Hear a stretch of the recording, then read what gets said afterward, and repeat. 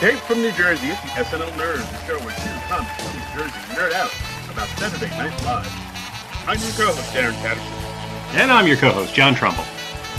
John Trumbull, how you feeling, man? This is a lot happened on Saturday. Eventful week, yeah. I've exhaled for the first time in about 5 years, so that feels good. Yeah, it was, because, I'll let all the listeners in a little peek behind the curtain. We were texting each other about today's episode, and I think we were also talking about the election, because the election just happened on this past week. And, yep, I heard about that. Yeah, it was a little thing. There was like a little underground news article.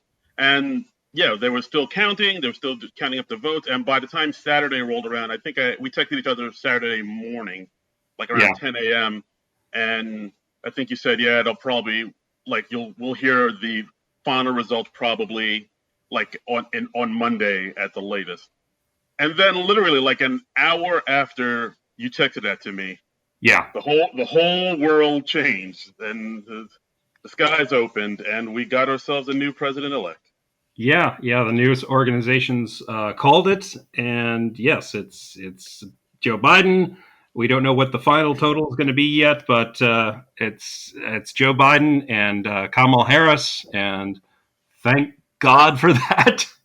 Oof. It's a breath of fresh air, and and you know what, to talk about that and this SNL episode that reflected that, we got a guest here in the house tonight. We got a return guest, our first return guest. Yes. It's somebody that we had on a year ago. It feels like more than a year ago. It feels like about 5 years ago. but we had him on for the Eddie Murphy episode when Eddie Murphy came back and returned to the show, and we thought he would be a good choice, and he was nice enough to come back. Right. So give it up for a hilarious comedian. You probably know him as the voice of Donald Trump on Making Podcasts Great Again podcast. Ladies and gentlemen, Mr. J-L Cauvin. Hey, guys. Woo-hoo! Yeah, hey. Thanks for having me. Oh, well, thank you so much for coming back. And you have had an eventful 2020. I mean, most everyone's had an eventful 2020, but you in particular had a very eventful 2020. Like a few months after you guested on this show the first time, you went viral. You became an internet sensation. Yeah, the industry knows well the SNL Nerds bump and how strong it can be. That's right. I mean, it was obviously I think it was around 500 followers that we had on Twitter that put you over the top. And you have, how many thousand followers do you have now?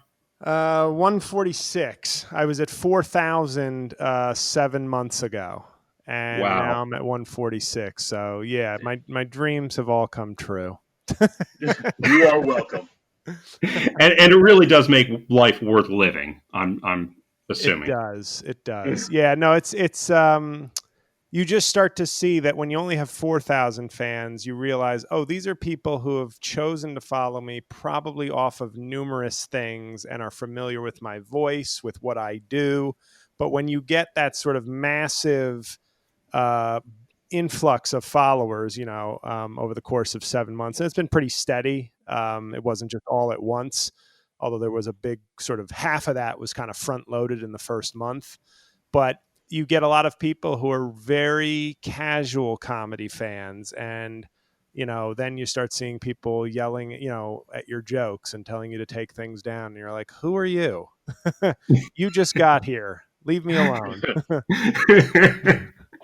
Yeah, I mean, I guess that's the big problem with Twitter is that, as you're sort of cultivating your fan base, you have to sort of bring in the people that you want and also get rid of the people, not get rid of, but sort of separate those who maybe just don't get your humor or don't even know it's a joke. That's the thing about Twitter. Like you could say something that's obviously a joke and have the word stand-up comedian in your profile, but people still think you're serious.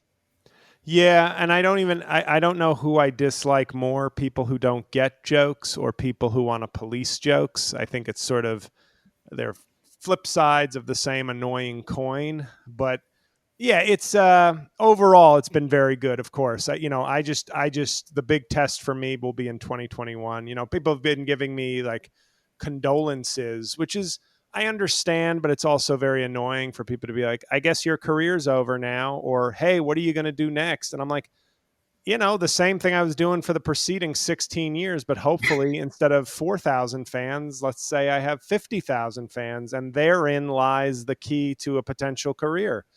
But a lot of people, I think they see you do something so well, that without bringing up any names, what I find funny about this is that nobody, there are other people who, let's just say, have not created as much content or let's say written or spoken as much content as me. I mean, I literally put out, I'd say in 7 months, not counting my podcast, which is obviously a weekly show as Trump, I probably put out 7 to 8 hours worth, if not more, because there were some long sketches, probably 8 or 9 hours of original ad libbed and written content as Trump that people really liked. And there's really a comedy ignorance out there where you're like, you do realize that there's other comedy skills at work besides vocal work. There's Mm-hmm. there's a lot of creativity and nuance and thought and writing going into all this. But I feel like people just see you do something really well and they just assume they box you in instead of seeing the broader picture. So I'm mostly thankful for the people who've, when I say, hey, if it feels almost rhetorical or insulting when people are like, what are you going to do next? I'm like, well, you can check out these albums or these videos or this writing or this stuff I've done. And then, they don't. And then it's like, well, then why did you ask? Now it seems like you're just sort of asking rhetorical questions to make me feel bad instead of actually being curious about, nobody told Bryan Cranston, sorry, your career's over when Breaking Bad ended. Not that I'm comparing myself to that, but it's the same general principle, So all I hope is to really, maybe there'll be other impressions. I'm sure I've done impressions for a long time. I don't know which one will be next. They sort of just pop in. But for me, I just really hope to get a chance to finally, after all this time, leverage this audience, even if I lose half of them or 75% of them in terms of being stand-up fans or people who go to shows. If I can just harness a fifth of my audience, you know what I mean? Mm-hmm. That's enough to do a tour and generate buzz and maybe really move people into being fans of my stand-up, which is of course the thing I'm most skilled at, most practiced at. And now I just need an audience. So that's what I'm hoping for with 2021. But if it doesn't happen, in this world, in this climate, to have had a great 2020 in terms of financially and expanding my audience, you can't really complain. Like it's been a shitty year for so many people. I mean, personally, there were some issues and some loss in my family, but as far as job security and economic security, I had it better than a lot of people this year. So all in all, I made out well during a quasi apocalypse. Wow. Yeah, it was I mean, it was a yeah. I guess that is an interesting way to look at it because it is at the same time you are getting all these accolades and you getting all these retweets. I've seen on Twitter like people like Richard Marx has been retweeting you. I think Julia Louise Dreyfus gave you a shout out at some point. Like all these high level people just giving you all these praise, but at the same time you're still getting all these people just aren't. I don't know why aren't getting it's a joke or I don't know. It's a double edged sword type of thing, I guess. Yeah, I also think comedy in general, and you've known me for a while, and like if people go back and see my writings, I'll look like some sort of radical leftist comedian in terms of my righteous anger against the business. But it is disheartening when I see people how cheap comedy seems to be now because everybody is doing TikToks and memes and whatnot, and because apps and short form things are so ubiquitous, but also comedy is sort of a currency that everybody wants to be involved in. Like people have no problem. I've seen people on Twitter stealing whole personas of sort of viral comedy people. I've seen people share memes. This is like that, like we all, I laughed when people demonized the fat Jew several years ago for being a thief. And that was like, I felt like stand-up comics had more of a voice, and we're like, do you guys realize how terrible this is? Well, he sort of won, I think, because the culture of the internet now is just to aggregate, to share, to copy, to imitate, but not to, there's way more imitation, whether it be lip syncing or doing TikTok challenges, which are basically just like somebody came up with something fun or funny, and now I'm going to riff on it or do an exact replica of it. And I think that's very dangerous is probably too strong a word, but disheartening for the future of comedy, because if the audience itself now thinks of themselves as little entertainers, um, whatever entertains you is great. Whatever you think is funny is fine. Whatever makes you laugh or feel better, that's all good. But when you have this sort of democratization of comedy content to an absurd point where just doesn't matter where you copy it, steal it, redo it, lip sync it, like whatever, like TikTok is just, if that's the future of comedy, like God help us, because it's just, and I'm not talking about anybody in particular. I'm talking about the whole site. One person will go viral and then 100,000 people will copy that because they want to get likes. They're not actually interested in, I made something funny. The majority seem to be like, I'm going to use the song that guy used because then maybe it'll get me followers and likes. And it's like, Right. it's such a reverse engineering of what art or humor should be. It's like, oh, I did this funny thing, I hope people like it. Now the reverse is like, a lot of people like this, I'm just going to copy that and hope they like me. It's so warped, and so I feel like when I get more and more fans, there's plenty of fans, and that's the thing. I need to sort of focus on that, but it's maybe not in my nature. That get stand-up, that respect stand-up, that respect my body of work, and understand that there's something much, much more skilled going on besides just guy who can do one voice. But at the same time, you hear more and more people who just equate what you do with other simple things or assume you can't do anything else, because everybody is now trying to become their own copycat one-hit wonder. So it's a real weird, that's why I'm so desperate to just get one tour under my belt. If I can get that, I feel like I will convert people. I will carve out my space that I feel like I've wanted to have for so long in stand-up comedy. And then I can do these other things as one-offs or other ways to generate content or audience. But now I will have my main gig as a stand-up comedian, and then I can put most of my focus there and worry about cultivating those fans and keeping those fans, rather than trying to be a podcaster, a TikTok guy, a Twitter guy. Like those, they will follow, the fans will come from my content, hopefully, because more and more of them will be my stand-up fans, and not just, I heard of this guy, so let me, like 900 other people on the internet, let me just look at his stuff because I heard of him one week. The end. Yeah, no, I hear what you're saying. I have, I remember hearing you mentioning that on your podcast, Righteous Brick, a while ago, and ever since then I have been noticing it more. Like, of course, the biggest one is the dude that drank the ocean spray cranberry juice to Fleetwood Mac, and like when I first saw that, I was like, all right, I guess that's something. But then I noticed people were like copying him and like doing the exact same thing he did, and some people put their own spin on it. Some people put their own spin on it, and I get that. That's funny. That's like doing, like a spoof or something. But when you have thousands of people just like, here I am skateboarding down with ocean spray, you're like, that's it. Like, it's not like the guy didn't do a backflip or something where you're like, look at me, I can do a backflip too. It's like you just rollerbladed or skated for 15 seconds while drinking juice. And something like that, it feels no different than like somebody who like dresses up as Austin Powers and is just going like, yeah, baby, or they're just imitating Borat. And they're like, oh, hey, I'm exactly as funny as Mike Myers or Sacha Baron Cohen. It seems like that's a great analogy. Yeah. It's just, and you just want to go, no, you're really not, because those are original characters that they created that came out of their heads and their experiences and their original thought. You're just imitating this thing that you saw. Right.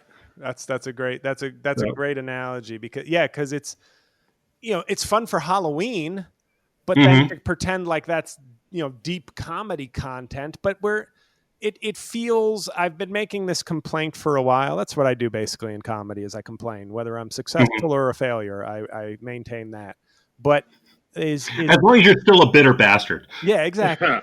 Um, it's oh, I already forgot what I was going to say. Anyway, whatever. All right. Good. Maybe the I said bitterness left hello. me for a second. But I mean, like you got famous because of the Trump impression, and I mean your impression in my mind it goes beyond just how he speaks or how he sounds. You're able to duplicate his weird sort of stream of consciousness word salad way of speaking and thinking. And I Right. think that's what sets your impression apart, you know? Yeah, it's and some people, it's people get that. Um and it's I just have to, I'm not good at maintaining sort of positivity, and I think part of that is, comedy is the type of career, like somebody asked me, they were like, are you still a lawyer? Why are you still a lawyer? Is it that you don't want to go full time at comedy? Well, And I I was saw like, that exchange. I saw that exchange. Yes. and I was just like, yeah, that's it. It's because I just feel like being a hobbyist. That's why I still have a day job, because people really don't understand it. It's like I could quit my job and say, I'm a comedian. But if I can't pay my rent in 5 months, have I really accomplished my goal of being a working comedian? Now, that's not the case right now, but that was the case for about a decade where I was working the road, had a couple TV credits, was doing some big podcasts. It is such, now I promote, that's the thing. I know comics, I have friends who never mention their day job, not because of any fear of their day job, but they want to create the perception like, oh, I'm a comedian. For me, Right. it's like, I don't really, like, I got the chops, I got the credits. Like, I don't care if you think I have a day job. Like, I don't care what about my like my working life. Mm-hmm. I feel like it's more honest to be like, yes, you think I'm very good. You see how many followers I have. You think I'm doing good work. So imagine how tough this business is if I've had to have a day job, for 16 of the last 17 years, even though I didn't for a Mm-hmm. couple of years because I burned through savings. Like, that doesn't really count as being a working comedian when it's like, good news is I'm negative 10K for the year. Like, that's, do you know what I mean? That Right. doesn't count as like, technically I was a working comedian, but nobody would claim a job if that job costs them money every year. And that's what comedy does. Until you make it, it's a loss leader. And I don't Mm-hmm. think people really get that. They just sort of think if you're good and you do comedy, well, then do it.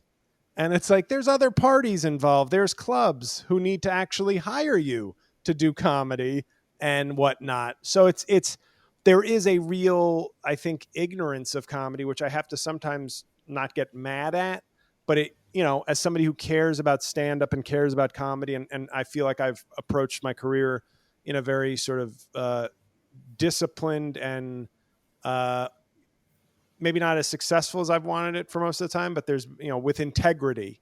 It's Mm-hmm. a hard road. It's not, even when you're good, most of your, what is it? What do you think it is? Like 0.1%, not to sound like Bernie Sanders, but that actually of all comedians only do comedy. And for me, this year I haven't done one stand-up gig.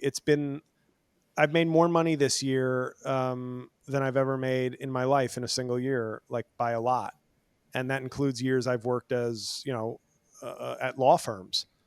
Mm-hmm. Now, I'm not making money the way I want to make it. It's great to be making money, but I still, if you look at all this quote unquote success, I still haven't made $1 from a stand-up comedy club this year, which is hilarious in terms of that's still the elusive goal, is to have my face on a poster and tour as a comedian.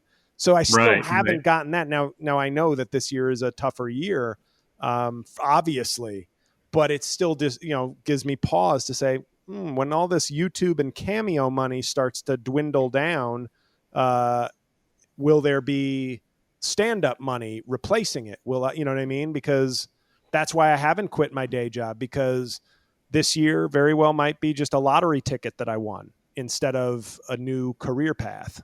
So I have to be, when you get 41 and you've already tried going full time and failed, you're very cautious about what your next move is. Absolutely. Yeah. And I can totally relate to that, both in comedy and like in trying to make a go of it in the art world. Mm-hmm. And, I've had people say to me like, oh, well, why aren't you drawing professionally? You're so good at it. And I was like, well, because my rent becomes due every month and I can't earn enough doing that. And it's a time consuming thing. And I am not a young man anymore, and I can't stay up all night drawing the way I used to. So yeah, I totally get that. Yeah, it's a rough business. Wow, this it started on a great note. Yeah, and this is me when I'm happy. Yeah, I mean, but I feel like it's. I always joke with people. I'm like, I love when people come see me do stand-up comedy, and no one wants to actually talk about stand-up comedy with me, because for me, it's not a pleasant topic to talk about. It's like talking about income inequality or anything else that's sort of depressing. I like the art. I hate the business, and that's not going to, that doesn't look like it's changing anytime soon. So it's when you do funny things, it's awesome. That's the fun part of comedy. Yeah. But to me, there's no fun to be had. If people want a realistic perspective on stand-up comedy, that's why, maybe I'm just more upfront about my career than I am more upfront about my career than other people. But it was funny to see somebody say, oh, do you just not want to go full time? And it's like, I can go full time anytime I want. It just might not end well. Yeah, exactly. And, also it's just like, have you seen what's going on out there? There's not the standard infrastructure there for comedy that there usually is. Right. So, well, all right. Well, should we get into the show? Yeah, let's do it. We're talking about last night's episode on November 7th, Dave Chappelle and Foo Fighters. Yes, this was season 46, episode 6. This was a bit of a callback for SNL because they had Dave Chappelle as the host right after Trump was elected, and he gave a monologue. So I'm sure that this was very intentional on SNL's part. Yeah, I was actually really looking forward to this episode, like a lot of people were. I mean, mainly because, and I think we also tweeted this out on our Twitter handle, like the election wasn't officially called until like noon yesterday before the show. So I think on Saturday, Saturday, and like I think we tweeted out, like, they're frantically rewriting a lot of stuff right now at SNL. Yeah. I mean, when that news broke, that like changed a lot of things. And it had to be like both the best / worst thing that could have happened for SNL, because it's extremely topical and they're in a position to respond to that on short notice. But on the other hand, they got to rewrite a lot of stuff, and so it's sort of a good news, bad news thing for them. Yeah, and also, I mean, I was looking forward to it all day, and then 11:30 hits, and what do you know? The show gets delayed a half hour because of the Clemson Notre Dame game when it was second overtime. That was nuts. I like turned on the TV earlier in the evening because I was like, oh, I wonder if there's going to be a 10 p.m. rerun of SNL tonight, as there sometimes is. And if so, which one is it going to be? And I saw that it was going to be football until 11. And I was like, oh, okay, fine. And I can't recall SNL ever being delayed for football before. Maybe it's happened before, but I've seen sports delay it once, like I think once or twice ever, like in recent history. I've definitely seen it. What I found funny was the only thing that got squeezed out was news, like local news. It was like, well, now that we're done with sports, we're going to cut the news by 90%. Who needs that? So right from sports to one news story to SNL. And I feel like that's a good encapsulation of America. Well, honestly, I was fine with that because it's been almost nonstop news for the entire week. So it's like, well, what are you going to tell us that we haven't already heard at this point? Yeah, So like I did notice, like the news is usually like a half hour before SNL. They cut it down to easily 10 minutes. It yeah. was just like, yeah, Biden won, Kamala Harris won, everybody loves it. Here's the This is your weather. moment, Here's Quibi. But yeah, but apparently, like that wasn't the case all across the country, because I saw some people on Twitter saying like, "Oh, hey, are some people seeing SNL at this point?" And so we were apparently out of sync with the rest of the country here on the East Coast. Oh wow, I didn't know that. Yeah, yeah. So it's a weird thing. It's kind of an unfortunate thing with SNL with this many eyeballs on them. I mean, I'm just glad that it wasn't like, let's do the full news, or now let's join SNL already in progress. That would have been my nightmare. Oh man, I mean, especially when we have to do a podcast about the show. Yeah, it's like, oh, how late I got to stay up for this. Oh man, I'm an old man. Yeah, I know. Okay, so diving in, we had the cold open. We had CNN. We had Beck Bennett as Wolf Blitzer reporting the news. He cuts to Alex Moffat, who is like CNN's guy doing the touch screen, and his fingers have been ground down to stubs. Yes, John King. Yes, John King. I wasn't watching CNN this week. I'm an MSNBC guy, so. Oh, I'm a king, dude. So don't bring me that Kornacki stuff. Oh, jeez. Oh, we're gonna be enemies now. It's the Biggie and Tupac of our time. Exactly. But they announced Joe Biden as the next president. We cut to Jim Carrey as Joe Biden in Wilmington, Delaware, and just talking about how this count just dragged on for the whole week. He says, we kept inching closer and closer. It was like having sex with Sting, but then there was such a big release. And that really seemed to be the case. Yeah, absolutely. I don't know, J.L., what were your thoughts on it, on the cold open?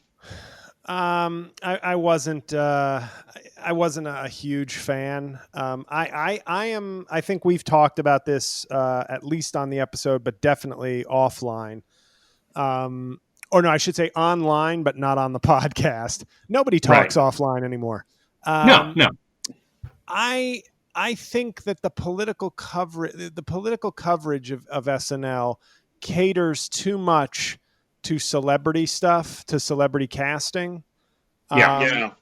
Like my favorite sketch, I feel like in the last couple of years, I remember that it was an opening sketch with, I think it might have been Morning Joe, where Kate McKinnon and Alex Moffat do Morning Joe. Yes. And then I think somehow Cecily Strong may have been involved, but I always like it when they rely on their own cast, because I feel like they're more focused. The writing is more focused and funnier. Mm-hmm. Whereas they go, okay, what do we have this week? We got Alec coming in. We got Jim Carrey coming in. Okay, we'll just do we'll do their thing. Like we'll just kind of do a 90% rewrite of what already happened in history and let them add like two things.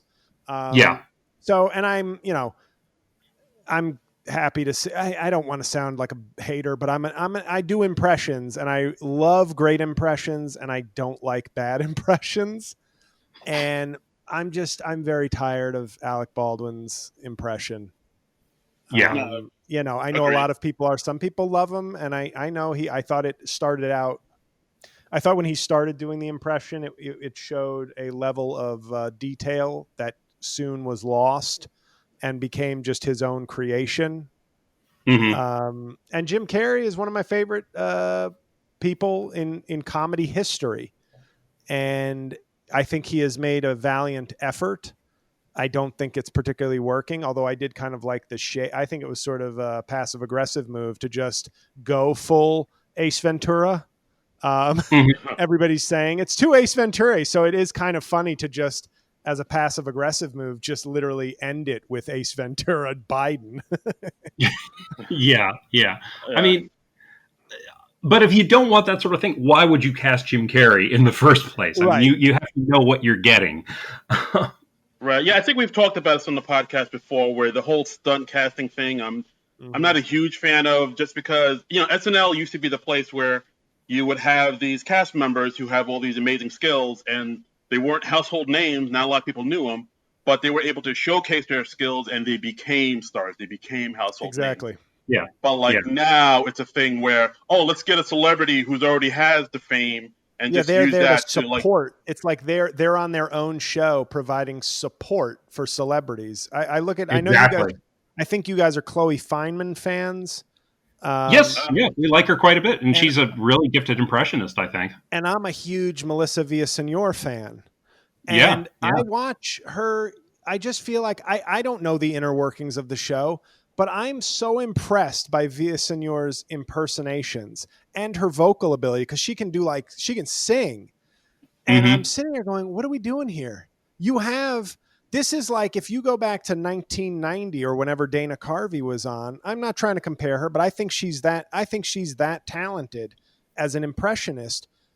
If Dana Carvey was just there popping in as like a supporting person while Anthony Hopkins was coming in to play George H.W. Bush, you'd be Mm-hmm. like, they should maybe use the people they have on the show more. But it's become the model now. Maybe it's because, once again, grumpy old JL coming in with his complaints about the internet. I guess Love it. maybe Melissa Villaseñor doing a Shakira sketch or a Christina Aguilera sketch or a Sarah Silverman sketch doesn't go as viral as having Jim Carrey play somebody. But Yeah. what about the show, folks? What about making the show the best? Like, this is, I think, that's a guess on my part, but I think you can't be dumb and think that internet clicks are not now factoring into production decisions. No, I think you're 100% right on that because, like, if you don't have Jim Carrey as Joe Biden, you don't get the vulture headlines of like, look at who's playing Joe Biden on SNL now.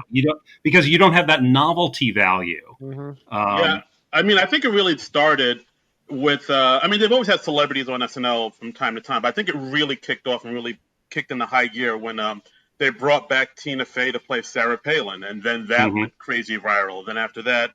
And now also I think it was also one of the things where because the internet was saying, Sarah Palin looks like Tina Fey, they should get Tina Fey back. And I think because of that, because like I guess the audience felt like they had a voice in who gets casted, that became like a thing because then Bernie Sanders came in and everybody was like, he looks like Larry David. They should have Larry David play Bernie Sanders. And then they did that. And then, then Ben Stiller was Michael Cohen and Robert De Niro was Mueller.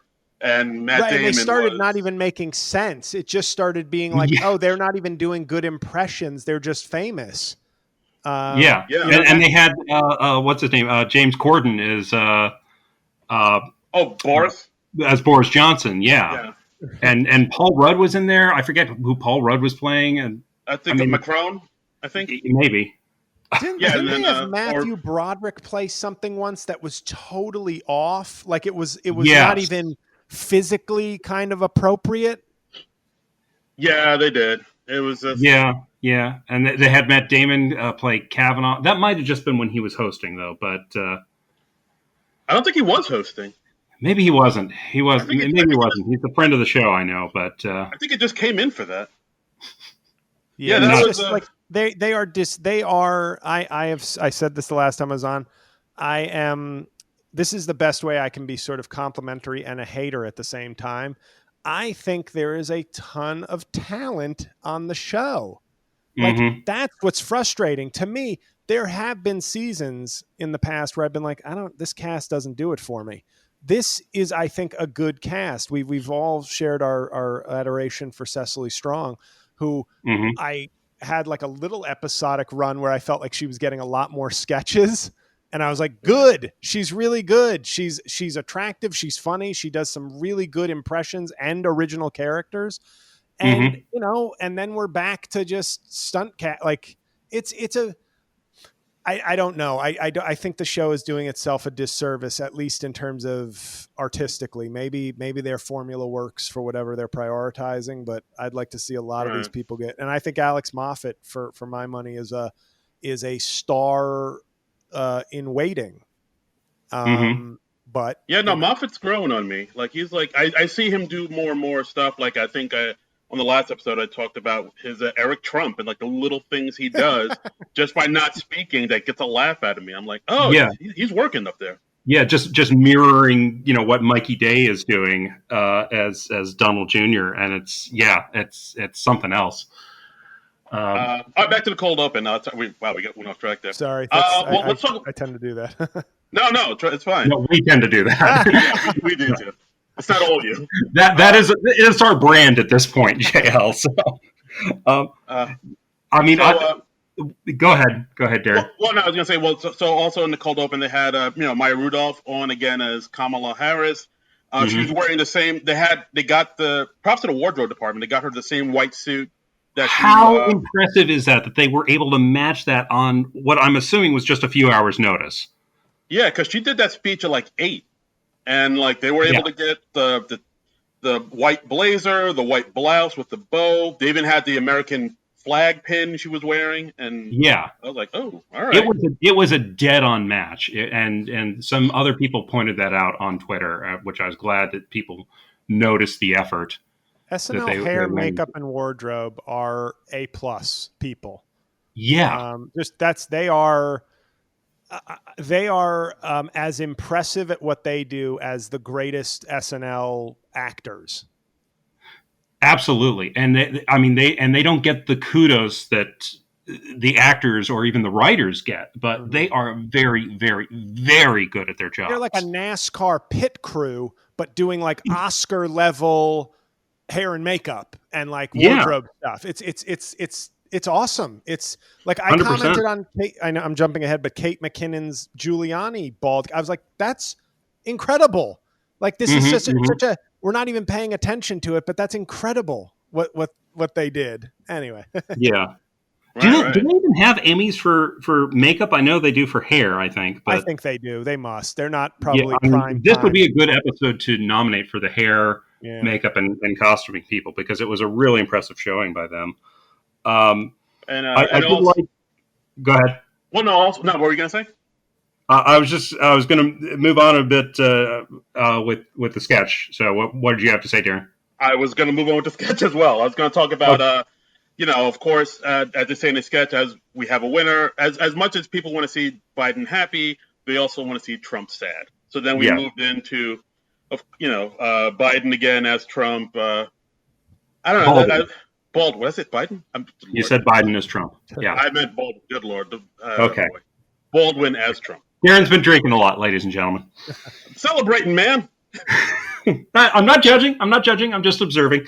And I thought it was fascinating that they said, like, let's check in on Trump's concession speech. So it's a thing that has not happened yet in reality, and probably will not happen, I would imagine. It doesn't. I mean, last I checked, he says he's not going to concede, and he says it's far from over, but. My concession speech has picked up about 100K viewings in just under 24 hours. So if you want one, you can find it. Exactly. So, that's because it's obviously something people want to see.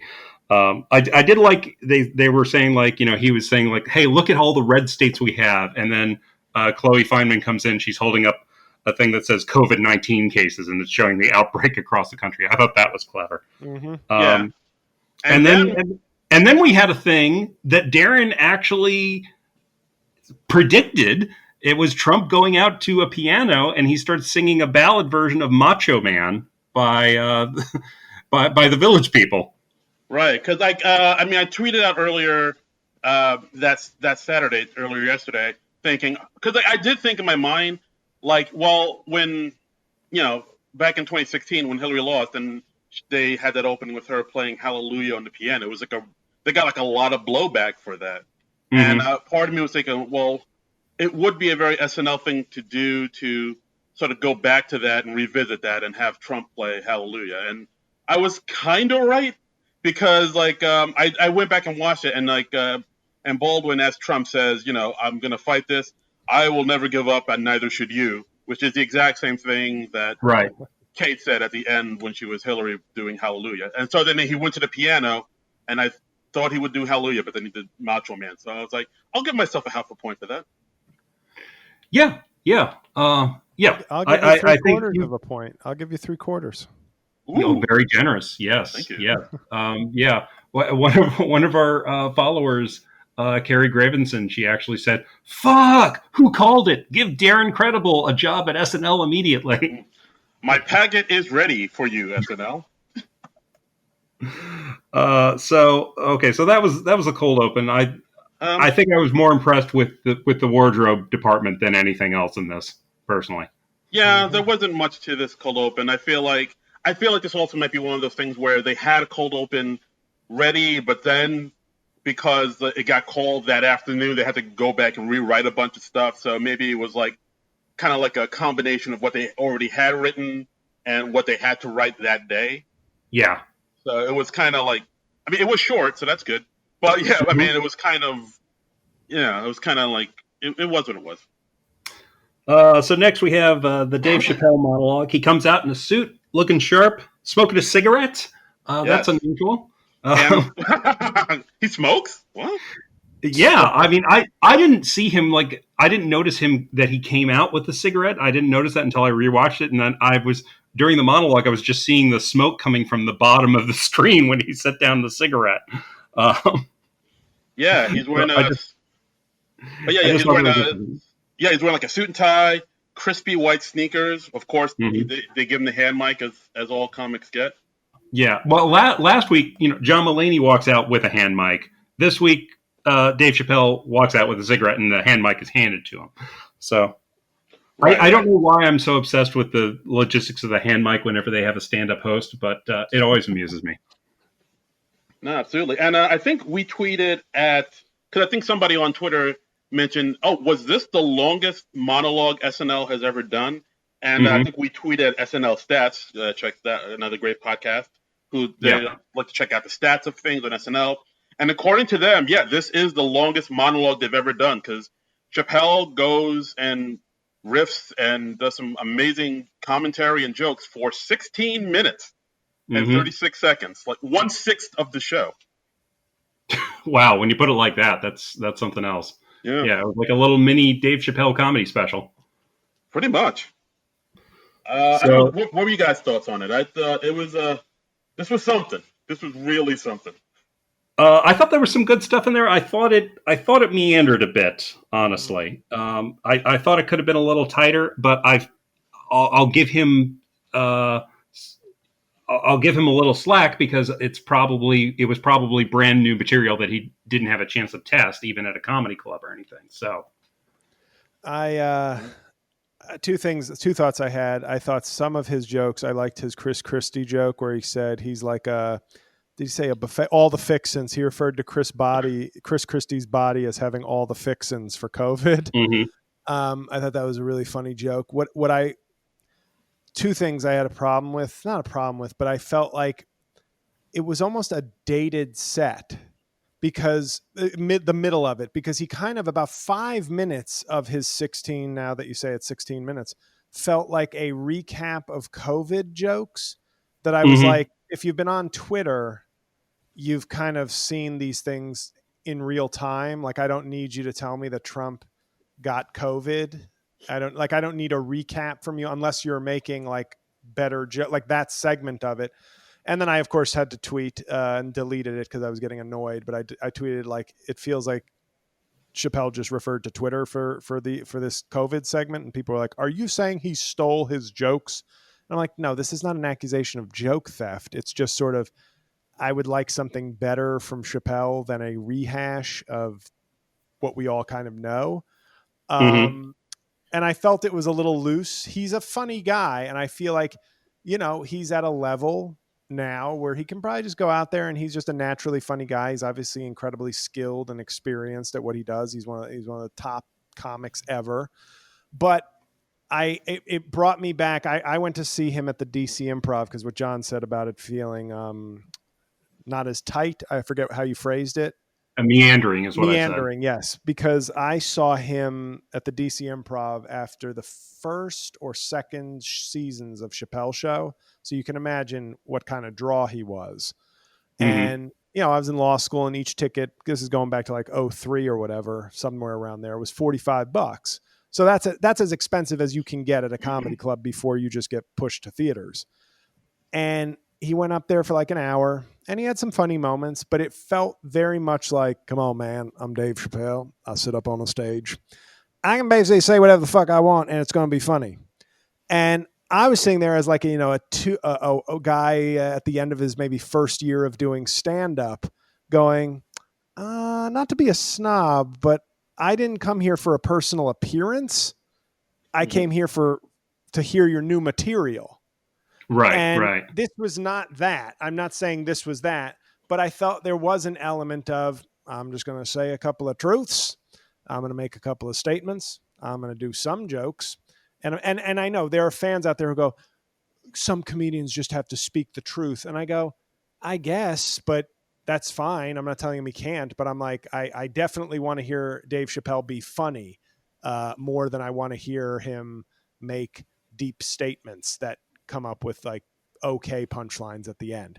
This is nitpicking one performance. You know what I mean? Like people kind of take this as like a condemnation of Dave Chappelle, the comedian. And it's like, no, not at all. But if he went out there for 16 minutes and if I had paid $25 to see that as half of his set at a club, I would have been like, I don't know if that was worth it to see him workshop. Yeah. Actually, there was one point where he was like, he said some joke about, Trump being optimistic, and he's saying, oh yeah, like good people on both sides. And it got an okay laugh. Well, he said he's more optimistic than me. He said bad people on both sides. Right. Oh. And then I think he didn't realize that he'd misspoken, that he misphrased the joke, and then he's like, "Oh, that didn't get a reaction," and he thought that it was a bad crowd. And I rewatched it this morning, and it was just like, "No, you just screwed up your joke, Dave." Yeah, he just said, "Oh, yeah," because like after he didn't get the response he wanted, he was like, "All right, I'm just trying it out." Yeah, he's like treating this as an open mic almost. And that's my point: is that somebody as talented as him, of course, could just get up there, but he has been afforded such leeway, understandably. But this is a guy, when I would hear about him and Dane Cook having these epic, Dane Cook just did a 5-hour show at the Laugh Factory, and his record was broken a week later by Chappelle, who did a 6-hour show. And I would just be like, that sounds horrible. I think we've all been to enough comedy shows. The energy flags after like an hour and a half. We've all been to comedy shows where the host is like, "Hey, don't worry, there's only like 3 more comics left," and it's like a baton death march at comedy. It's just no comedy show should be over an hour and a half, even if it's your favorite comedian in the world. Right. Yeah, aside from sleeping, I don't want to do anything for 6 hours. Right, and then I think that he is in this sort of space now where he is a living legend of comedy, and totally justified. But I think sometimes it can be, you see the difference. It's the same thing with his Netflix specials. I thought his best one, the Age of Spin, I thought was one of the greatest specials I've ever seen. But that was one that I think had a lot more time behind it. And then he put out like 3 more in the space of like 24 months. And I thought with each one, they were a little bit weaker.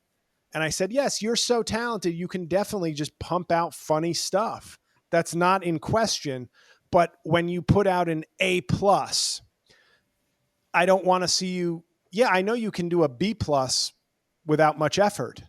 But now I'm kind of aware. I've seen you do your A+ stuff, and then I've seen you do your B+ stuff. So when I see him do a monologue like that, I go, maybe you're not prepping anything. Maybe there's no special on the horizon in the next 6 months or a year. So you're just kind of, and I get it. You're still funnier than 99% of even comedians when you don't even try. But it just felt like I was very aware that it felt like, oh, okay, he's working stuff out as the SNL monologue. I guess when you're that big, you can do that, but it's still, and to the regular, but to a comedian, you're like, well, I was hoping Dave Chappelle would have maybe come out with a tighter set. Yeah.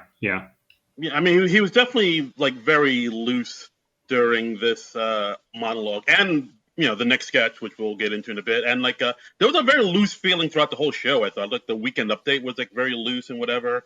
And I think you're right. Like Chappelle, he's at this level where he can kind of, he can smoke on stage and no one says anything. He drops, like, I counted it. He dropped 4 N-bombs throughout his jokes, and everybody was like, they just let it go. What was that, just during the monologue or throughout the whole show? Throughout the monologue, he dropped he hit it with the A, but still he dropped 4 N-bombs. he made that Freddie Mercury joke, which was like, wow. Yeah. Yeah, which was and more shocking than a good joke, I thought. I found it more startling than funny. Yeah, that's a good way to put it. And it's also reaching back a ways. It's like, is anyone really talking about Freddie Mercury? Are we? Like Rock Are we? Hudson. Let's reach all the way back. This Paul Lynde joke I got, just ready to go. Okay, well, next we had the first sketch, Uncle Ben, which was about Dave Chappelle actually did an introduction to this, just kind of setting up the premise, which was unusual.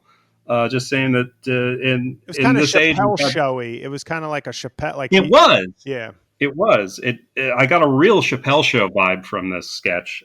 He was just saying, like, there are a lot of black people who've lost their jobs, and here are some of them. And we cut to a boardroom, and Aunt Jemima is getting fired as the mascot for her pancake batter. And we also have Keenan as Uncle Ben from the Uncle Ben's Converted Rice. And Keenan looked eerily like Uncle Ben, I thought. He was pretty close. Yeah, he kind of reminded me of like Danny Glover in the Royal Tenenbaums a little bit, like maybe the suit or the hair or something. I mean, I'm just saying, if there's ever a biopic of the Uncle Ben mascot, Keenan should get that gig because he looked. Right. It was just dead on. I was like, this looks like the guy on the top of the rice package. Yeah, this sketch will act as his demo reel for that. Yes, absolutely. And we had Dave Chappelle as who they called the Allstate guy, Dennis Haysbert, and just doing the deep Dennis Haysbert voice. Yeah, but he didn't even call him Dennis Haysbert, and they just say, the Allstate guy. And they said, I'm the guy from Waiting to Exhale. Yeah. And if you also notice, Dave Chappelle did nothing to look like Dennis Haysbert, like no hair and he just walked out and said, "Yeah, I'm Dennis Haysbert now." Yeah. It was very Chevy Chase's Gerald Ford. It was just like, I'm this guy. Yeah, but I mean, I thought this was a pretty interesting sketch. We had Maya Rudolph as Aunt Jemima. Like, I think the first line, like Maya said, got a pretty big laugh from the audience. Where right. Like, because also Alec Baldwin is in the sketch with Mikey Day and Heidi Gardner, and Alec is saying, "I'm sorry, we have to let you go," and then Maya says, "But I'm Aunt Jemima," and the way she said it got like a laugh out of people, like as they started to slowly realize where this sketch was going. Yeah, it's a cool premise, and it really did seem like a Chappelle Show type of premise. And then the kicker is we have Pete Davidson come out as Count Chocula, who's insisting, I'm just chocolate. I'm not black at all. And then Dave just kind of breaks character, and he's like, "Oh, really? You're not black at all? America, look at Pete Davidson's lips." He calls him Pete Davidson. But he did that on that was definitely it was definitely on purpose, and I found that funny because it's like, if you look at Pete Davidson, and I say this as a guy with a black dad who basically looks Egyptian or Israeli at best. I look at Pete Davidson, and I've heard people say a lot. They're like, if you said Pete Davidson was like a light-skinned biracial guy, I don't think anybody would blink. I don't think he is, but I think if you look at him, people could say, yeah, I can see that. So I think that's what he was specifically going for with the lips comment. But the one thing, if I can backtrack one thing, I am a huge Maya Rudolph fan. Huge. Is she on the cast? Because she's been on multiple. She's not just stunt. She has literally been in. I've counted. I think she's been in 2 sketches an episode at least for several episodes. Yeah. And once again, it's one of those things. I love Maya Rudolph. Bring her back to the cast then, if we're going to do this, or cast someone else. Like, I don't understand this. It's a good thing I'm not on SNL, because I would just be moping around going, why are they disrespecting us? Like, I'd be getting people to strike. Regular cast members, we got to get our respect from Lorne Michaels. And then I'd be tired. She is on the show now more than when she was on the show. Yeah. Right. And you have people not in the show at all. Like, you have episodes with people not in the show. They're featured cast members. They have like 80 Bryant Jr. and some guy who is never in it, and a black woman who I think was in one. Yeah. But like, they're not even using their feature players. It seems like at least I learned who Chris Redd and Moffat were as feature players. They worked their way in. They got opportunities. But I feel like I don't know any of those people really yet, and yet they're bringing back old cast members to be cast members. It seems now. Yeah, I mean, when I watched that sketch, it did go off in my head like, Alec doesn't need to be in the sketch. They could have gotten Alec like, Baldwin. I even forgot Alec Baldwin was right. Yeah, Alec Baldwin. Well, he's like, on the cast too. Yeah, but like even that, like they could have gotten any. Chris Redd wasn't in the show at all. They could have gotten him to do it. They could have gotten. Did we see much of Bowen Yang at all? Just I don't. That Mario Brothers. Yeah, they were like a lot of. I mean, yeah, it was that was my big takeaway from the episode. Was like, what happened to the cast? Cecily Strong, nothing. Melissa Villaseñor, maybe she was in. Well, Cecily is still out of town. She's shooting her show, and it's the same story with Amy Bryant. So they're not in New York, and because apparently COVID screwed up the production schedules of their outside projects, so now they overlap with SNL where they didn't originally. Oh wow! Oh, well, right. Even better then even better reason. Isn't that why you have a cast of 15 people instead of 8? Yeah, because you can afford to lose a couple people. I'm like I feel like I'm a civil rights lawyer for the SNL cast. I feel like I'm going to start a march outside 30 Rock. Like, let them act. Ladies and gentlemen of the jury, I put it to you. You're hired as a cast member for Saturday Night Live. Shouldn't you be allowed to play characters on the show? Right, and I'll ask those questions. Y'all tip my glasses to the end of my nose. Melissa Villaseñor, if you would just let everybody know how many sketches you were in this week. What's that? You had one line in one sketch? I'm sorry, I must have not heard you correctly. Could you repeat that for the jury, please? Did you come out for good nights this week? And could you repeat it as Sarah Silverman, Shakira, and Christina Aguilera for the jury, please? A time to act. Yes, boom, we're done. There it is. Yeah, there we go. All right, let's get this going. Let's get the Kickstarter started. Close your eyes and then pretend Melissa Villaseñor is an Oscar-winning actress. What the hell were we talking about? We were talking about the Uncle Ben sketch. I thought this was funny though. I enjoyed this. This was. I mean, I like the absurd touch of Count Chocula at the end. He's getting fired, and then at the very end they say like, "Can you send in the Land O'Lakes lady?" Yeah, I thought it was really interesting too. Like how like at the end they pulled out the camera to show like everybody kind of leaving the set. I thought that was an interesting touch too. But yeah, I thought this sketch was pretty good, funny. Of course, Chappelle breaking the fourth wall was got a big kick out of me. So far so good.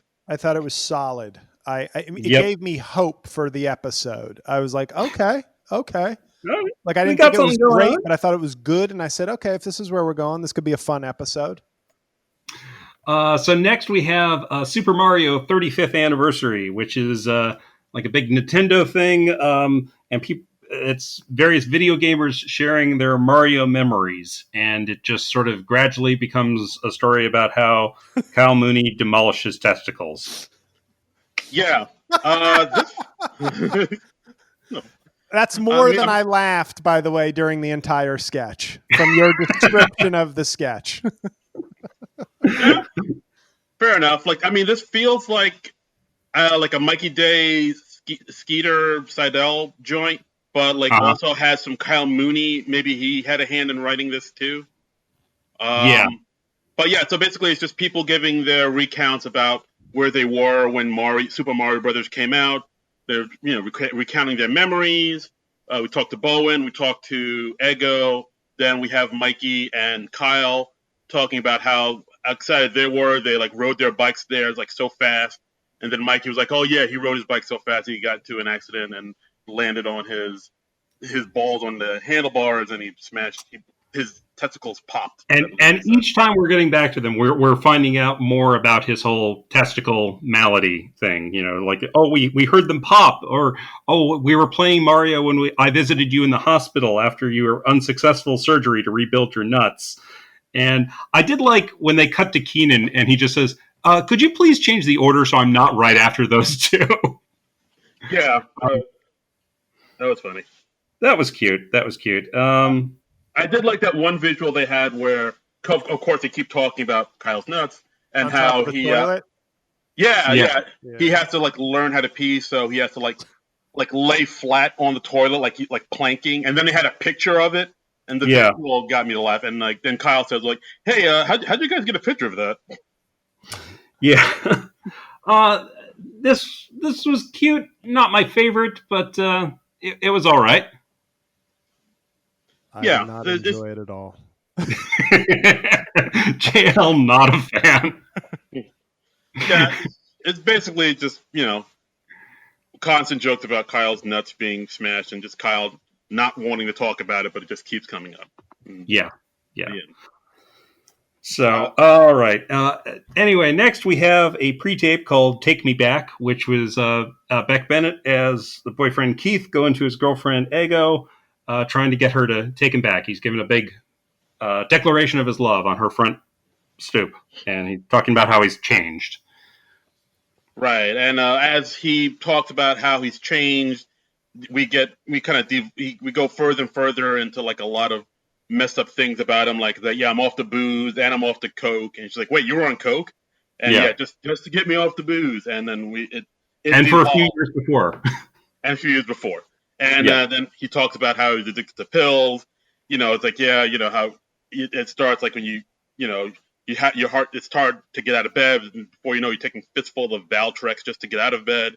And then she's like, and he's like, "Wait a minute, that's a herpes medication." And he's like, no, the old Keith had herpes. And she's like, no, that's not how that works. And then he was talking about how he got a little too into porn. He was shooting 2-3 scenes a day, and then there's nothing in the bank when you get home. Right. And then she was like, "Oh, yeah, exactly. It turned to be gay porn." And then he just turned 18. I mean, this sketch escalated well, I thought. They did a nice job with that, of just adding more and more weird and twisted things that he's done in his life. Right. At one point, Beck Bennett, he says, I always used protection when we had sex, when we were together. And she's like, "Wait, you never used a condom?" And he says, "But I always had a gun." Yes. And then he pulls out the gun. And, and she's like, "Put that thing away." And he's like, "Oh, you sound like the people at the playground." Yeah, so it's just, it just devolves and devolves, and it's just basically a lot of Beck carrying this whole sketch about. I don't know. I dug this sketch actually. I thought this was I'm with Beck. I'm always kind of hot and cold on, but I really thought he did some really great work in this one. For me, this was the sketch of the night. I thought it was really good. I like how it escalated. I thought Ego did some really nice work as more or less the straight person in the sketch. But her reactions were good. JL, what'd you think of it? I did not enjoy this sketch. No, here's what I thought of that sketch. I honestly thought, I understand why this is funny on paper.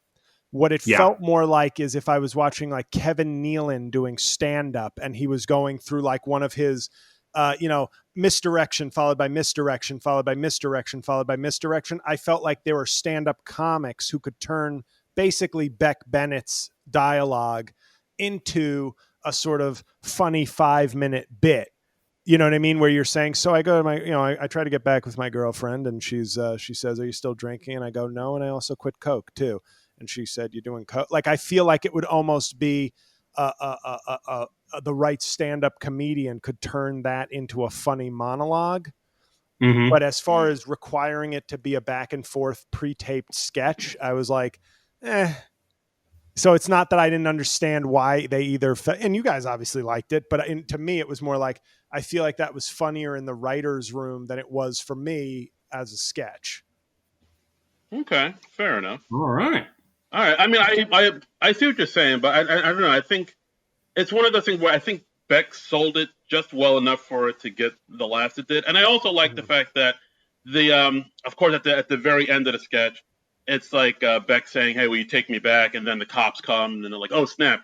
Can you hold all this stuff for me?" And then Beck gives Ego like a gun and all these things and pills, and then he just runs away from the cops saying, "Hey, you never saw me, and I love you very much." And of course, the last line is Ego saying, "Oh, he loves me." I thought that was like a more, because like I think we've talked about sketches on SNL where they don't really have like a definite ending to them. They kind of just peter out.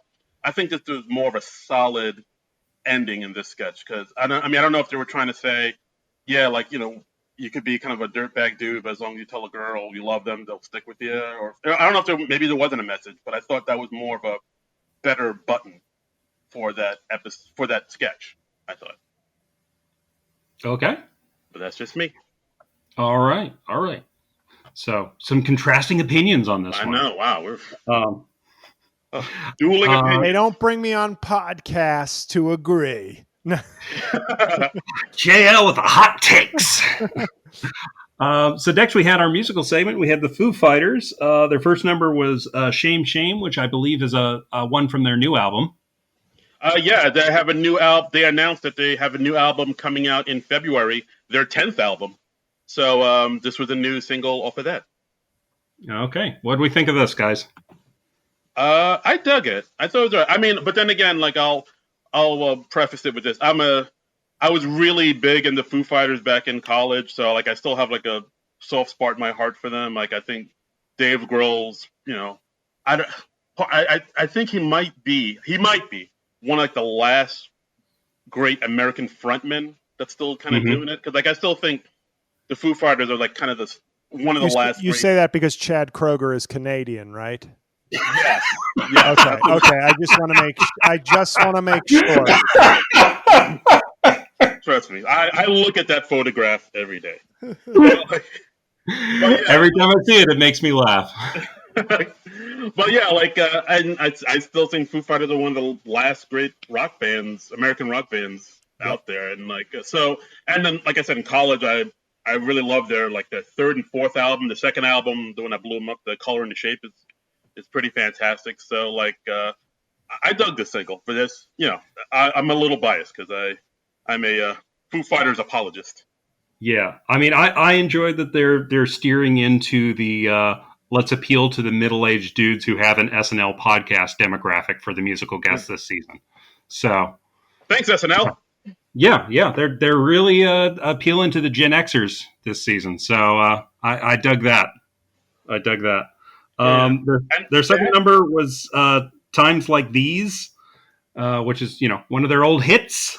Yeah, off their fourth album, if I'm not mistaken, One by One, which is again just hit me right in the old nostalgic feels. So for me, I enjoy both these musical performances.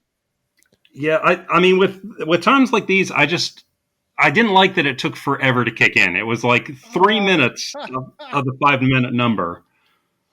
I'll give you that. Yeah, like I thought it would. I mean, I'm all fine with the slow beginning, but then you got to kick. I thought they should have kicked it in a little bit earlier, just because. Yeah. I don't know. JL, what are you? Are you a Foo Fighters guy, or are you more of a I don't know, Primus, or what are you up to? I did not enjoy this sketch. No, I'm kidding. No, I like the Foo Fighters. They're a group that, oddly enough, I only have a couple of singles of theirs on my iPod. I feel like I should have more of their albums, but I actually like, once again, and I didn't expect to be contrarian on this. The first one, I wasn't digging that much. Sometimes you hear a song for the first time and it doesn't hit you right away. I loved the second performance personally.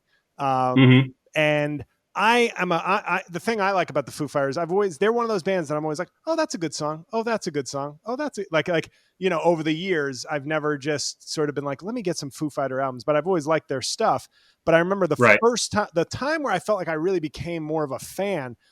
When did the song Walk come out? Was that like 2012 or something? I will Google it. Okay. Because they were nominated, and I believe they won best like rock song or rock performance for that year for that song.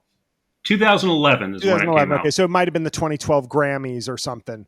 And I remember had not heard the song, and I heard them play it live, and I was like, this is incredible. Like, it was an incredible rock performance.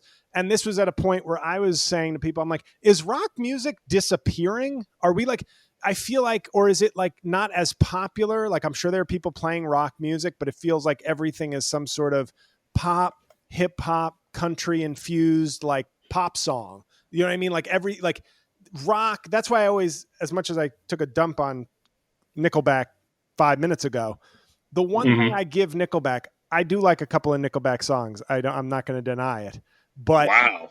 Well, let's not forget their original hit.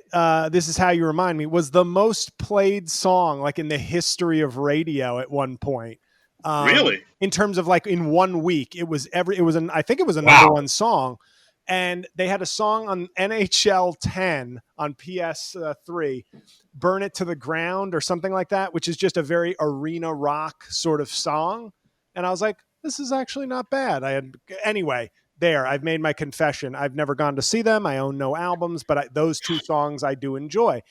But the thing I respect, oddly enough, about Nickelback, whether you like them or not, is that they are playing rock music. There is no doubt of what they are doing. You may think it's bad rock music, but it's big guitars, it's big drums, it's bass, it's like wailing vocals. So if you think it's bad or not, I'm just one of those people who's like, well, rock music is probably my favorite. Hard rock music is probably what I have the most of in my entire broad collection of music, but I never hear real rock. And when I heard Walk by the Foo Fighters, I was just like, that feels like one of the first real rock songs I've heard on a big setting in a while, like a current rock song. And that's already 9 years old. So I think we're done with that too. Yeah, I mean, I've been talking about that forever. It does seem like rock music is kind of few and far between these days. Like I can't think of the last like modern rock band that's out there now doing it. It's all like even now, like with on SNL when they've had this is like the third rock band performance that they've had on the during the season, but it's like from a rock band that's been around since the mid '90s, and then they had the Strokes that came out like in the early aughts, and then they had Jack White who came out around the same time, early aughts. So like there hasn't, as far as I know, I can't really think of any like mainstream modern day rock bands really out. Maybe Queens of the Stone Age, but even they're kind of old. But yeah, it is mostly like pop, dance, hip hop now. John, now I've heard you multiple times. You hate Greta Van Fleet, or you hated Greta Van Fleet's performance on SNL, or you hate both? Well, my only exposure to them was on SNL. I had not heard of them beforehand, and what I saw on SNL did not inspire me to seek out more. So, because I did, and I think, I mean, I don't know what the critiques of that band are. I only brought that up because I think they're a new band. They are a new rock band, but they sound like a band that was a Led Zeppelin cover band that then just wrote a few original songs. Now, I like some of their songs, but I wasn't sure what the critique was of them. So I guess the odd thing about them is they are a rock band that's pretty new, but their sound is very 70s rock. Yes. Yeah, I would say so. Yeah. Yeah, I actually forgot about Greta Van Fleet. Yeah, like I mean, I did listen to their albums, and it was fine. But yeah, it's basically what you said. They sound exactly like Led Zeppelin, but they don't really have the same kind of spirit and soul of Led Zeppelin. It's just like a copy, like a carbon copy of that. Well, Led Zeppelin was copying Black people, and they're copying Led Zeppelin. So you're diluting the transference of soul. It's more diluted. Yeah, I mean the science is there. The numbers check out. Numbers check out. I mean, honestly, I was a little disappointed with what the Foo Fighters did. I wanted a little more rocking. I think I wanted a more celebratory rocking thing, and they went like a little not as hard as I would have liked. I needed that as a catharsis after this week. Yeah. So They were good, but it wasn't quite what I wanted. You want to say something more like celebratory, triumphant, Like, yeah, we did it. This is a new day type of Yeah, rock. yeah, that's kind of what I was hoping for, and I didn't quite get that, which maybe isn't the fairest criticism of the world. I mean, they should be allowed to play whatever the heck they want to play, but it wasn't quite what I wanted at that moment in time. So, Yeah, no, fair enough. Fair enough. So next up, we got Weekend Update, Jost and Che. Jay. I didn't write too many notes down about this one. I don't know. What were your thoughts? They're basically, of course, talking about the big news that just happened hours ago that day. Yeah. Joe Biden elected 46th president of the United States. Yeah. Lots of applause. There was a line, I believe this was a line that Jost delivered. He said, do you know how bad you have to be at your job for Paris to ring church bells when you lose? I really liked that. I mean, they were talking about all the celebration that's happening around the world, and it's like the end of Return of the Jedi when the Empire is defeated and the Ewoks are singing Yub Yub. So, ooh, nice reference. Yeah, thank you. And then, of course, we go to Che, who, of course, starts to, as I think he told his first joke, he already had like a glass of like brandy or scotch in his hand. Yeah. Talking about how like Trump says he won't go and he'll have to be taken out of the White House kicking and screaming. And he's like, good. And he just takes a sip. Yeah. I just enjoy Che when he comes out and he's one of our followers, Anam Chaudhry, said every week Michael Che gets rid of another layer of giving a fuck, and I'm here for it. And I thought that hit the nail on the head. I also liked when he just said, he was like, "Hey, Cohen, you know this tie's a clip-on?" And he just pulls off his tie. Yeah. That amused me. Yeah. So, I mean, I imagine out of all the things that had to probably get rewritten, this was probably the one that probably had to get the most rewritten because of the, the news that happened hours ago after this. Yeah, for the most part, though, it's okay. It's definitely not their strongest. But, I mean, I imagine that's only because, A, they had to rewrite a bunch of stuff. B, they probably, because of the football game before it, their timing got kind of knocked off whack. And, of course, Chappelle's 16-minute monologue probably didn't help either. So they probably had to kind of cobble together what they could. Yeah. I did like a thing that Chase had. He was talking about how Trump lost the popular vote by 5 million instead of 3 million, like in 2016, which means that Trump let in 2 million more illegal immigrants and they all voted for Biden. I thought that was a cool original take. Yeah, look at Joe's coming in with some heat. Good for you, Joe. Mm-hmm. No, wasn't that was a Che joke, wasn't it? No, I think it was a Joe's joke. Oh, geez, we're going to have to go back to the tape. I didn't write down who delivered it. JL, do you remember? Delivered which joke? The thing about the illegal immigrants all voting for Biden? Colin Jost. Okay, and I am wrong. In other words, he said that was right. You got X number more illegal votes, which means, I appreciate that he didn't state the obvious, which was to say, oh, remember that was Trump's whole thing, was that, like, in other words, you get him in a catch-22. Either you did a horrible job on immigration or you're lying about the votes. Yep. Yeah, pretty much. Yeah. No middle ground there. Well, where's the lie, as the kids say? Yeah. So, this was good. JL, you had something to say? No, I just chuckled. I thought it was fine. It wasn't,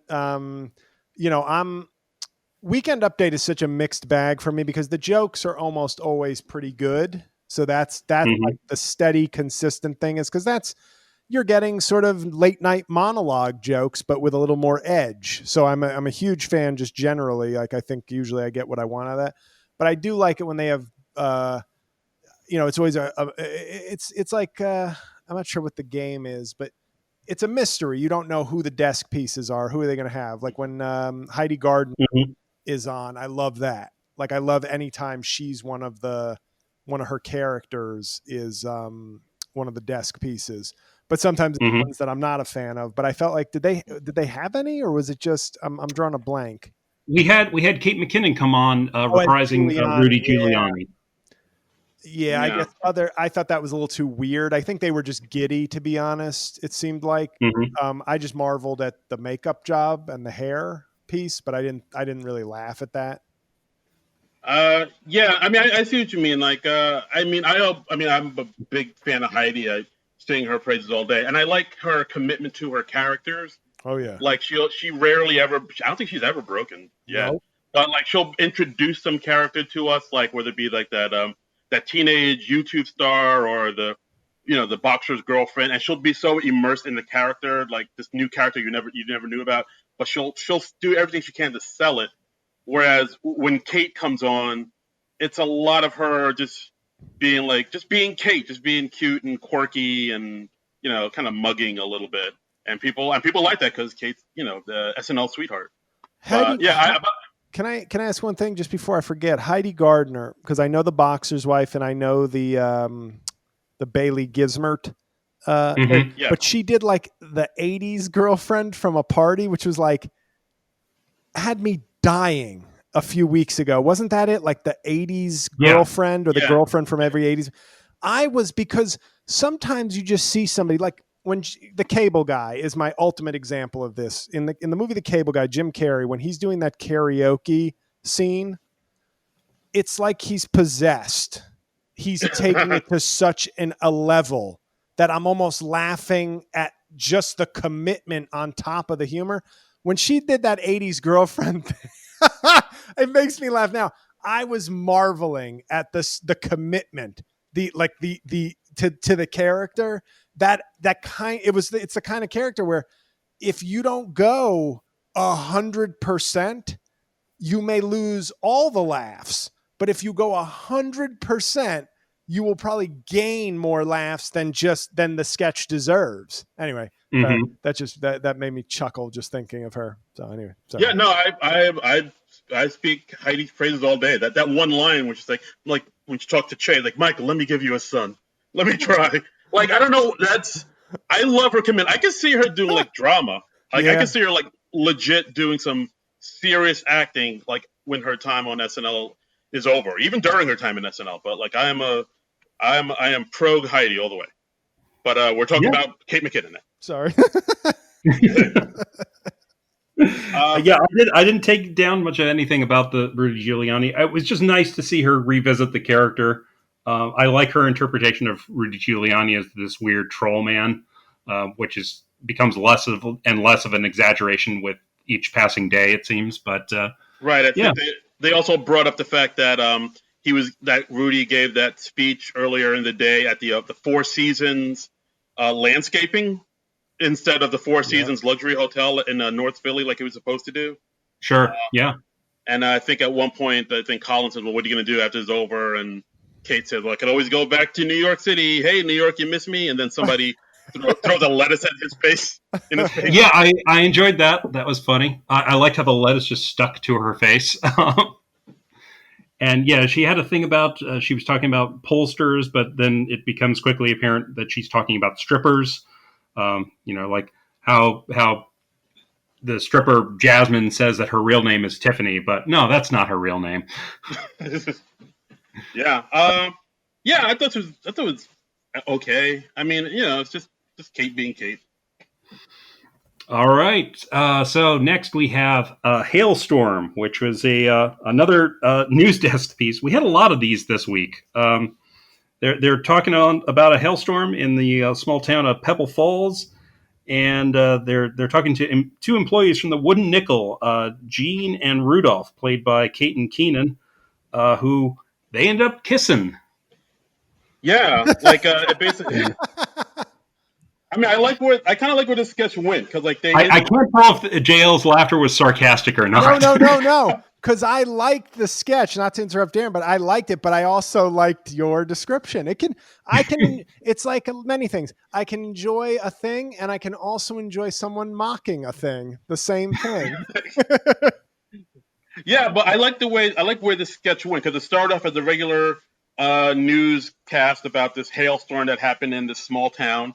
And they talk to the two people who experienced it and like how they had to like hide from the hailstorm, and they hid in this one place, and then they Mhm. were huddled together. This hailstorm was coming down, and everything looked they were kind of in danger, and then they just end up kissing. It kind of goes from like a news story to like kind of like a romantic movie, like the Notebook or something. I mean, I liked how, despite the newscasters' efforts to try and get them back on track and talk about the hailstorm, they just keep talking about how their relationship has been redefined. And he's like, "Oh well, and then he put his hand wound up on my breast, and then the rescue crew put a blanket over us, and we kissed some more." and and I thought it took like a neat twist at the end. They're like, "Well, we've been texting a lot." And they say, several people in your town are still missing. Are you part of those search efforts? And they say, no, we're done searching. Yeah. And then a dark note at the end, they just say, Yes. "Oh, Rudolph, I understand your wife is missing." And he goes, "Oh, is that right?" Yeah. She's probably dead, though, right? Yeah. So I like the dark turn that took at the end. It was all right. Yeah, and then, of course, it took this turn where the newscasters, who were Moffat and Ego, they're kind of wrapping up the story, and then like, Ego said, and I think Moffat said at the end, it looks like these two work employees found something more. And then Ego's like, well, don't try that with me. And then, of course, two of them look, and they kind of, their eyes meet, and it looks like they're about to kiss, and then they cut to, technical difficulties screen. Yeah, they go in for the near kiss. So a lot of sexual tension, very, very sexual sketch. Yeah, I know. Like, I don't know. I dug this sketch. I thought it worked for me, and and this is something I'm starting to notice now. Like, whenever they pair off Ego and Alex, they kind of have some pretty good chemistry, too. Yeah, they worked pretty well in the sketch. I feel like this is a sketch that if Cecily had been around this week, they would have had her play the newscaster because she seems to do that a lot. So, I mean, that is the benefit of Cecily not being around, is we see some other people like Ego getting more opportunities than they might otherwise. So This was a good show for Ego. Absolutely. And speaking of which, actually, we should probably brought this up in the top of the show. Like, so now that Joe Biden is the president-elect, do you think they're going to do what they had to do with Alec and bring in Jim Carrey and bring in Maya to do every presidential sketch, or are they going to have try to get the cast members to do it? I mean, what do you think is the future of the Joe Biden Kamala Harris on SNL? I think they've committed to this star model, and Maya Rudolph is so good. I think as Kamala that people would be mad if because she's not just a stunt casting; she's actually very good. So I think people would be pissed if they were like, we found someone else, and it's like, why? Yeah, I mean, I feel like bringing in Maya Rudolph, that's much more acceptable because she is an ex-cast member. So that's really still kind of casting in the family. Jim Carrey, I mean, hard to call that anything but stunt casting. I feel like they are going to ride the Jim Carrey train a little while longer. I mean, at least through when he's inaugurated. But who knows how long he'll stick around. I think Alec Baldwin is just overjoyed that all the fingers of the monkey's paw have unfolded once again. And he's free from the Faustian bargain he made in 2016 to play Donald Trump for a few shows. And I don't think they'll cover. The thing is, Joe Biden, they need a president, of course, but Joe Biden isn't going to. Donald Trump made himself the news every week. Joe Biden isn't. So until Trump, I don't think there wasn't a presidential sketch probably even every month. So I think they'll be able to. I mean, maybe during the George W. years. Yes, that's true. But yeah, no. I mean, you didn't have that obligation to do it every single week, right? Because it didn't occupy so much of our headspace. Because usually, the president was a grown-up who knew what he was doing. Yeah. So even if you didn't agree with what the guy was doing, they knew what they were doing. Right. Yeah. I know. I just brought that up because a lot of people, not a lot of people, but I sound like the president now. Like, oh, a lot of people have been saying, I've been hearing things, but I have seen people say online, like, oh, they should have Ego and Alex be Biden and Kamala, and I don't know. I think that's an interesting choice, but I mean, I don't know. I could see them doing a very good job with that. I think that would be a great way to go. Yeah. Yeah, Absolutely. I'd love to see the cast members playing the major political figures again. I would love that. I mean, because at this point, it's novel. What if yeah. SNL is ageist though? I feel like they could get somebody. What about an older sketch actor to play Biden? I feel like Biden is very difficult for somebody under the age of 60 to really capture the sort of weathered, fatigued, aged voice. It's always going to be young people that get cast, but in my mind, it's like, what if you just brought on like some journeyman actor comedian who's like 55 years old and it was like, that guy's pretty good as Biden. That's a good point. Like, now I want to think of who could do it. Guys, tweet at us if you have any ideas. But yeah, that's actually a pretty good deal. Like any older actor, some older improv guy could. I just feel like it's never even in the. It's never even really an option. It's never even. It's just like who's the new young star. So nobody ever even thinks like maybe we need somebody closer in age to play Biden. But whatever. People are like, no, get Zac Efron. He's trending. Why is Biden so I bet ripped? he'd have a great take. Yeah, Biden's ripped. Whoa. Biden's got abs. He's yoked. So final sketch of the night. It's a short one. DC Morning.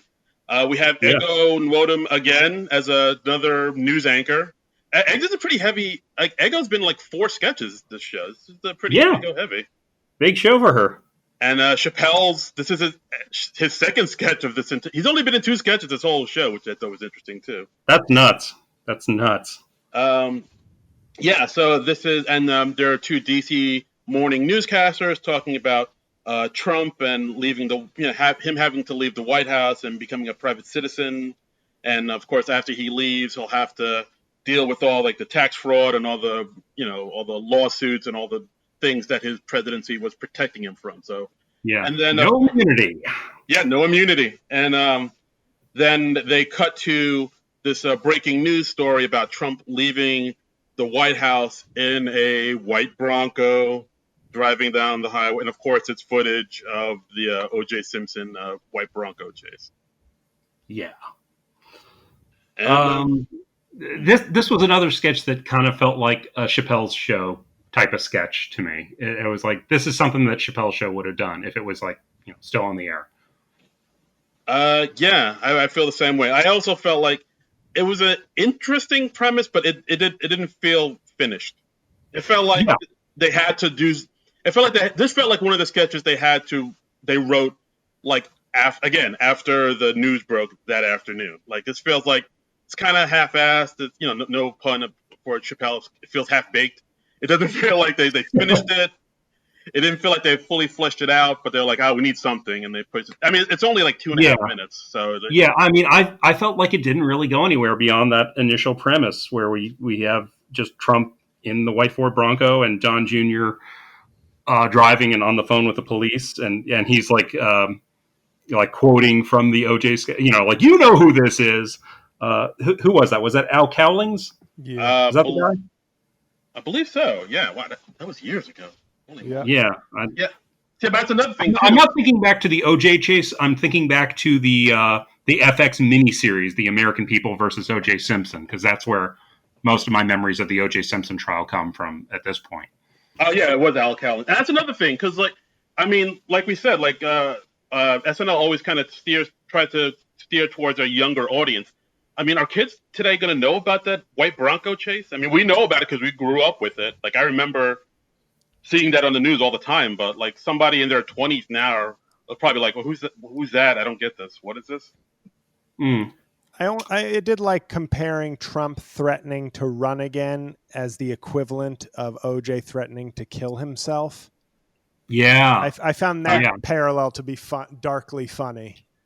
Yes. That was funny. Yeah. That was good. I also like the line, they were talking about him, summoning the Proud Boys, and they say, he's like Aquaman, but instead of fish, he can summon the entire parking lot of a Cracker Barrel. Yeah. That's a good line. I thought that was a good line. But, I really wanted them to go further with this idea, but it just didn't get there. It just filled time, and then we got the second Foo Fighters performance, and that was it. That's the episode. That was, so this was an interesting episode, a lot of ups and downs. JL, you seem to run hot and cold on this episode, I think. Yeah, I liked one of the two Foo Fighters performances. I liked basically my two favorites. I liked one joke in the last sketch, and I actually liked the hailstorm sketch because it was a uniquely slow burn that ended up making me both happy and laugh. Like I felt like it was like Kate McKinnon and Keenan. They both can be very kind of naturally, they can come off as very sweet people in sketches, and they both were kind of sweet. And then at the end, it has this, as you said, dark turn. So for me, it was 1 out of 2 for the Foo Fighters, and 2 sketches that I actually, and the Aunt Jemima sketch, I did like. I didn't think it was great, but I did like it. So. Yeah, I thought it was a decent show. I mean, especially considering how much they probably had to throw together at the last minute. But I felt like last week's show with John Mulaney and the Strokes was a stronger show overall. Chappelle set the bar. I mean, Chappelle that season in 2016, like I felt like 2 of the greatest SNL episodes I'd seen ever were in that season. The Tom Hanks episode, it was, I thought, just an unbelievably phenomenal episode. And then Chappelle's episode was super strong in 2016. So I felt like this was just kind of a letdown from that. Yeah, that would have been the Tom Hanks episode where he did Black Jeopardy, right? Yeah, Black Jeopardy, David S. Pumpkin, Sully, and then the parody, the underrated, super strong parody of Transparent on Amazon, where it's like neurotic drama, but they're like, and the critics are like, it's a half hour, so we call it a comedy. Like, that was like just such a blip in a strong episode, and that would have been like a tremendous pre-taped sketch if it wasn't overshadowed by like some legendary sketches. Yeah. I remember that pre-tape. I thought it was really good, but it was like because it came out when Transparent was huge. And it's like it was like a commercial, but they were billing it as a comedy. It's like, this is hilarious. There's not one joke. It's tears. Yeah. It's like anger. It's yell. Like, yeah, it's like depressed college professors in their kitchens talking about the Holocaust. Yeah, I remember that. But it's a comedy. Yeah. It's a half hour, so we say it's a comedy. Yeah. Because the Emmys had just issued those guidelines where it was like, to be nominated as like half-hour shows can't be dramas. Like they made these very rigid, like if you're an hour, you're a drama, and if you're a half hour, you're a comedy, and we're not bending from those rules. Right. I remember that. That was a great one. I mean, as for me, I thought this was a pretty good episode. Again, with the whole time constraints that happened, like with them breaking the news about Biden, like I knew they had to like probably rewrite a bunch of stuff, and the fact they had to start later, and then Chappelle's monologue, which was I thought was pretty impressive. Like, it took up a lot of time, so like there was a lot of stuff they had to kind of throw together at the last minute, I feel like. But I mean, overall, I thought it was pretty strong. I mean, I like this episode. I still like the Burr episode, the Bill Burr episode. That was pretty strong. But so far, I would say I would give it a thumbs up. Yeah, they did some good stuff. And they're having a pretty good season, and it's really impressive. They did 6 shows in a row. That is unprecedented, I believe. I mean, 6 new shows in 6 weeks. Mm-hmm. That cast must be fucking exhausted. They must be in comas today. Yeah. So exactly, they're resting. They're all resting right now, just passed out, just like never again. We got a little bit of feedback from the show on Twitter. Our friend Michael Burlew at DeBurles, DABURLS 721. He says, good episode, cold open hit marks, like the spin on the piano playing. Chappelle stand-up hit well, in parentheses. John should probably not repeat some jokes for the recap. Not sure what he means there. I mean, we didn't repeat too many jokes, did we? No, but he's saying I shouldn't repeat the jokes with the N-word. Oh, got it. Right. Yeah. Which, I think that's just a good rule of thumb for me. Right. Chappelle also dropped another N-word in the Uncle Ben sketch. So that's 5 N-words in the show altogether. Yeah, and that seems like a lot. That seems like Michael also says, Foo Fighters killed Super Mario, Uncle Ben, and Take Me Back. Loved. DC Morning was rushed. Great work for last minute plan. So yeah, nice review. Nice capsule review there. Yeah, fair enough. We also got some tweets from Nick Storr, friend of the show, saying excited that JL's on. Hey, there you go, JL. Nice. Yay! It had an odd energy, delayed, maybe live, party time. I'm not sure what that means. Love Chappelle's monologue. I think this is the best episode in a long while. All good sketches, apart from whatever the 20-2 one was. Yeah, it's fair enough. And he also says one more thing. You can usually spot a Streeter Mikey sketch from a mile away, but I don't know if they wrote the Mario sketch or whether Kyle wrote it. That's a weird Venn diagram thing happening in my SNL mind. Yeah, I wish when SNL posted the individual sketches on YouTube that they don't credit the writers on the individual sketches, do they? No, I mean you could find out if you go on some Reddit pages or something like that. But yeah, I really wish they would give the writers a shout out because they deserve it. But but if you're a big nerd and you really want to see who wrote what, you got to do some deep digging on the interwebs. Yeah. So, also, I thought it was interesting, during the good nights, that everyone's mask, and apparently everybody's masks in the audience, had the Dave Chappelle logo on them. Did you guys notice that? Mm-hmm. Yep. Wow. Yeah, branding. I thought that was neat. Wow. Branding. Well, yes. Maybe Netflix gave him a bunch to hand out so that he'd say, check it out on Netflix. Yeah. I thought it was interesting during the monologue. He says, it's on Netflix, on HBO Max, and I'm not getting any money for that. Yeah, that was a weird way to start the show, I thought. Because that was his first joke where he talked about his great-grandfather who was a slave, and then he brought about HBO and Netflix and how he's not getting paid. And well, I thought that was my guess is that Comedy Central got a very good, favorable deal, and then they offered him $50 million for a third season, and he decided not to take it. Yeah.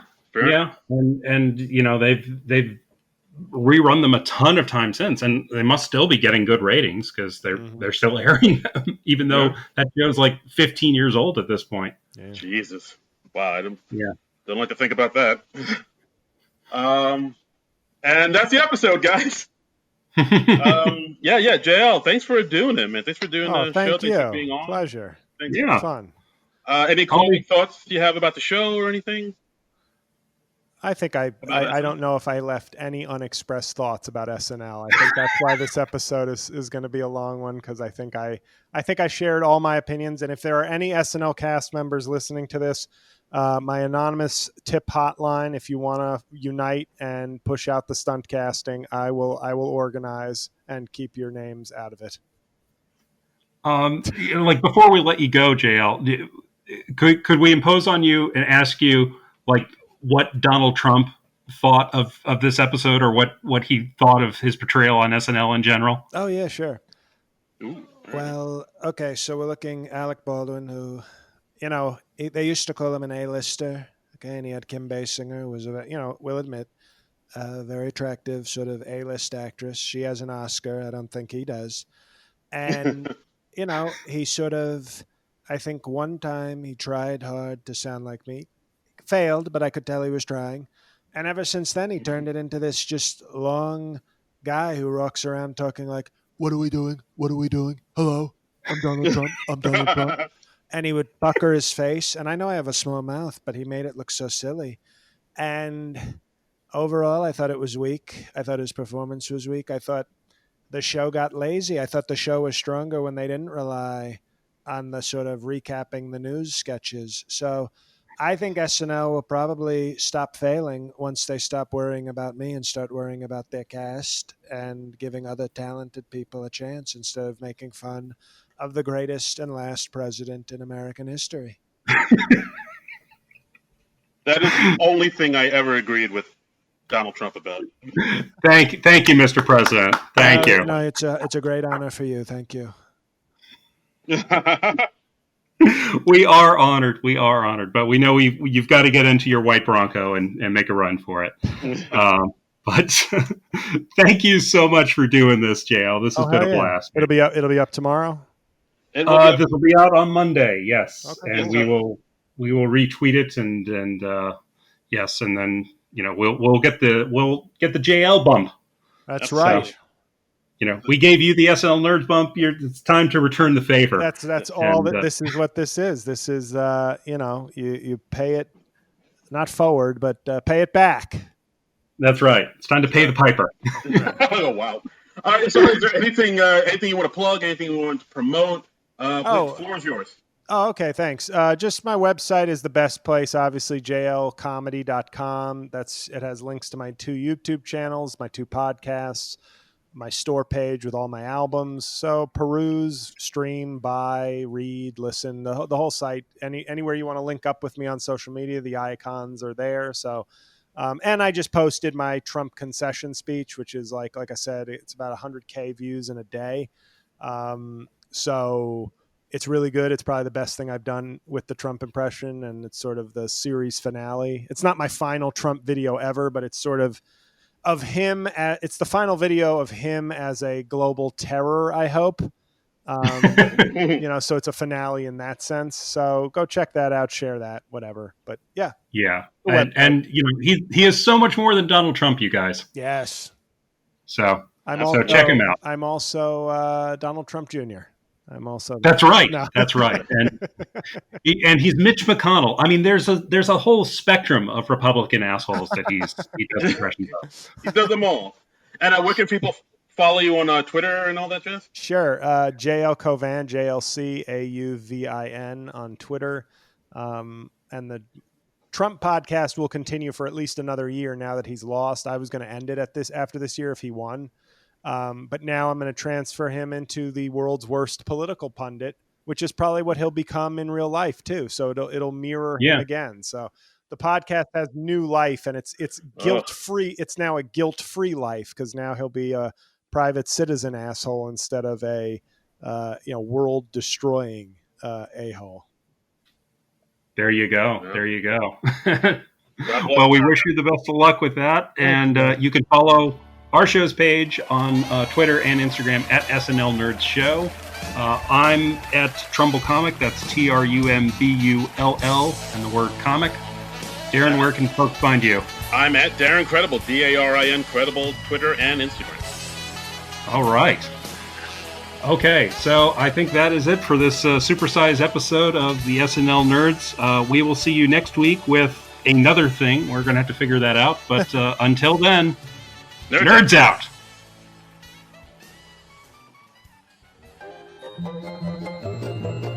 This has been a non-productive media presentation. Executive producer Frank Hablawi.